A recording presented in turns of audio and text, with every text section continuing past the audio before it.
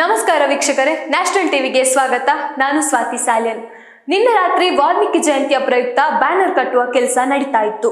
ಇದೇ ಸಂದರ್ಭದಲ್ಲಿ ಅಲ್ಲಿ ಎರಡು ಗುಂಪುಗಳು ಏಕಾಏಕಿ ಜಗಳಕ್ಕೆ ಕಾರಣರಾಗ್ತಾರೆ. ಆದ್ರೆ ವಿಷಯ ಅದಲ್ಲ. ಜನಾರ್ದನ್ ರೆಡ್ಡಿ ಅವರ ಮನೆ ಮುಂದೆ ಬ್ಯಾನರ್ ಹಾಕಿದ್ದು ತಪ್ಪ ಅಥವಾ ವಾಲ್ಮೀಕಿಯ ಬ್ಯಾನರ್ ಹಾಕಿದ್ದು ತಪ್ಪ? ಪ್ರಶ್ನೆಗೆ ಉತ್ತರ ಇಲ್ಲ. ಆದ್ರೆ ಈ ಜಗಳದಲ್ಲಿ ಬಲಿಯಾಗಿದ್ದು ಒಬ್ಬ ಅಮಾಯಕನ ಜೀವ. ಇದಕ್ಕೆ ಹೊಣೆ ಯಾರು? ಜಂಡಿಗೆ ಅಭಿಮಾನ ಇರಬೇಕು, ಆದ್ರೆ ಈ ರೇಂಜ್ಗೆ ಇರಬಾರ್ದು. ಬಿಜೆಪಿ ಕಾಂಗ್ರೆಸ್ ಅಂತ ಅವರು ಚೆನ್ನಾಗೇ ಇದ್ದಾರೆ, ಆದ್ರೆ ಅವರ ಪರವಾಗಿ ಹೋರಾಡೋ ಅಮಾಯಕರ ರಕ್ತ ಹರಿತಾ ಇದೆ.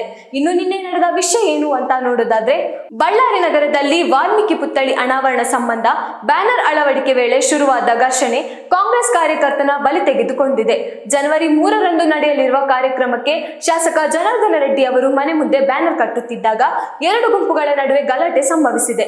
ಈ ಘರ್ಷಣೆಯು ಕಲ್ಲು ತೂರಾಟ, ದೊಣ್ಣೆಗಳ ಬಳಕೆ ಮತ್ತು ಕಾರದ ಪುಡಿ ಎರಚಾಟ ಸೇರಿದಂತೆ ತೀವ್ರ ಸ್ವರೂಪ ಪಡೆದುಕೊಂಡಿತ್ತು. ಘಟನಾ ಸ್ಥಳದ ವಿಡಿಯೋದಿಂದ ಈ ವಿಷಯ ತಿಳಿದು ಬಂದಿದೆ. ಪರಿಸ್ಥಿತಿ ನಿಯಂತ್ರಣಕ್ಕೆ ತರುವ ನಿಟ್ಟಿನಲ್ಲಿ ಶಾಸಕ ಭರತ್ ರೆಡ್ಡಿ ಅವರ ಆಪ್ತ ಸತೀಶ್ ರೆಡ್ಡಿ ಅವರ ಖಾಸಗಿ ಗನ್ಮ್ಯಾನ್ಗಳು ಏರ್ ಫೈರ್ ಮಾಡಿದ್ದಾರೆ. ಇದೇ ವೇಳೆ ಪೊಲೀಸರು ಕೂಡ ಗುಂಪನ್ನ ಚದುರಿಸಲು ಏರ್ ಫೈರ್ ಮಾಡಿದ್ದು, ಒಂದು ಮಿಸ್ ಫೈರ್ ಆಗಿ ಕಾಂಗ್ರೆಸ್ ಕಾರ್ಯಕರ್ತ ರಾಜಶೇಖರ್ ಎಂಬುವರಿಗೆ ಗುಂಡು ತಗುಲಿದೆ. ಗುಂಡೇಟಿನಿಂದಾಗಿ ಗಂಭೀರವಾಗಿ ಗಾಯಗೊಂಡಿದ್ದ ರಾಜಶೇಖರ್ ಘಟನಾ ಸ್ಥಳದಲ್ಲೇ ಮೃತಪಟ್ಟಿದ್ದಾರೆ. ಘಟನೆ ನಡೆದ ಸ್ಥಳದಲ್ಲಿ ರಕ್ತದ ಕಲೆಗಳು ಕಾಣಿಸುತ್ತಿದ್ದು, ಬ್ಯಾರಿಗೇಡ್ಗಳನ್ನು ಅಳವಡಿಸಿ ಬಿಗುವಿನ ವಾತಾವರಣವನ್ನ ನಿಯಂತ್ರಿಸುವ ಪ್ರಯತ್ನ ಮಾಡಲಾಗುತ್ತಿದೆ. ಘಟನಾ ಸ್ಥಳದ ಸುತ್ತ 200 ಮೀಟರ್ ವ್ಯಾಪ್ತಿಯಲ್ಲಿ ನಿಷೇಧಾಜ್ಞೆ ಜಾರಿಗೊಳಿಸಿ ಎಂದು ತಹಶೀಲ್ದಾರರು ಆಜ್ಞೆಯನ್ನ ಮಾಡಿದ್ದಾರೆ. ಗಲಾಟೆಗೆ ಕಾರಣ ಇನ್ನೂ ತಿಳಿದು ಬಂದಿಲ್ಲ. ಮಾತಿಗೆ ಮಾತು ಬೆಳೆದು ಗಲಾಟೆ ಆಯ್ತು ಅಂತ ಮಾಹಿತಿ ಬಂದ್ರೆ ಆ ಎರಡು ಗುಂಪುಗಳು ಯಾಕೆ ಆಯ್ತು ಹಾಗಾದ್ರೆ?